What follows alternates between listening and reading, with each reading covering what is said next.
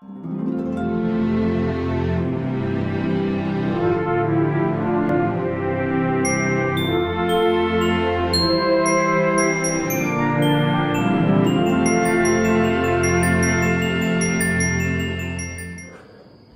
day, everybody, and my name is David Swart, and I work with Johara Treatment Center here in Hoedspruit, and it's such an honor and privilege to be able to share the word of the day today, which is fulfill.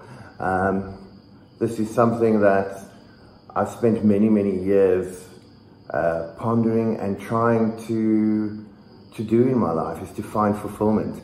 And I have used external things, I have tried jobs and money and all kinds of things to find fulfillment, and I was never able to do that. And from a young age, I have had an immense love for the Lord. I was privileged enough to understand from a young age that Jesus Christ is Lord, and He is real and important, and that He is going to be with me for the rest of my life. But that understanding didn't necessarily bring true fulfillment, which brings peace and joy. And on this journey and having this word of the day, I was pondering and thinking on to be fulfilled.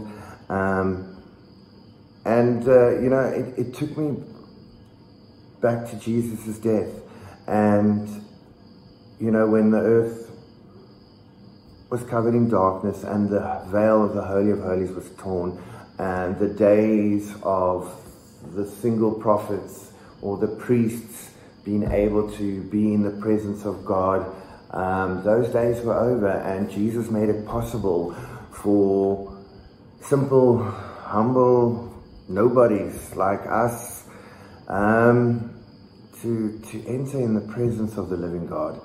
And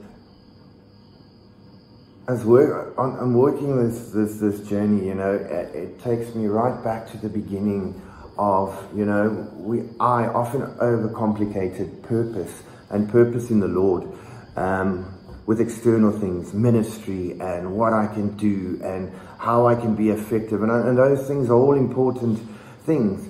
But as we know with life, it's not fair, and it doesn't always deal you the hand that you expect it to.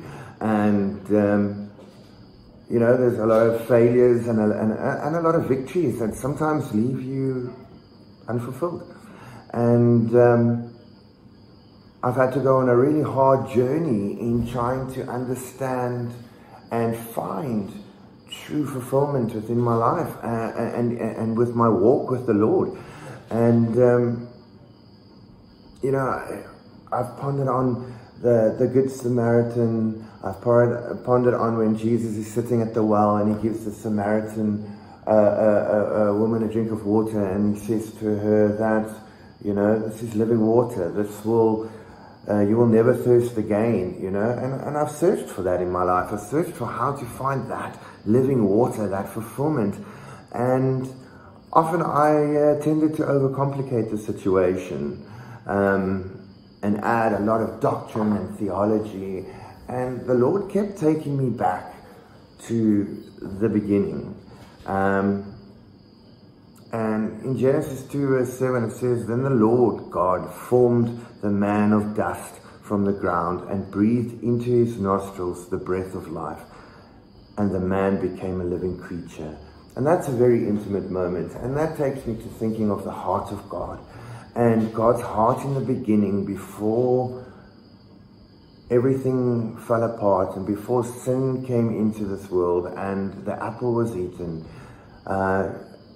God's purpose for us was to love Him and to have connection with Him and walk with Him. And Jesus came and rescued that and made it possible for us to again enter that place with God the Father. And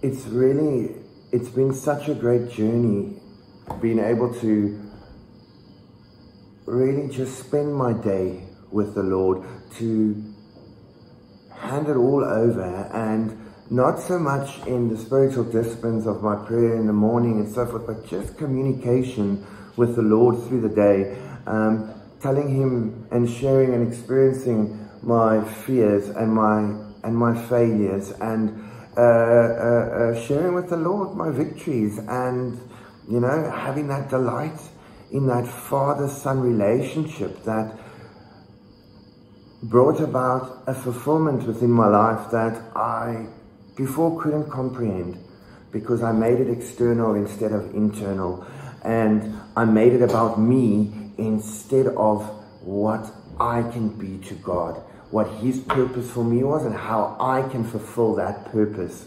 within the context of our relationship. And I think my wish for everyone as we lead up to Christmas in this Advent series is that we take the time to step back and realize that our lives are our lives, but God Himself created every single one of us to be in fellowship with Him. And I think a greater gift than that we could not receive. So I want to wish everyone a Merry Christmas and a blessed year ahead. And thank you so much for listening.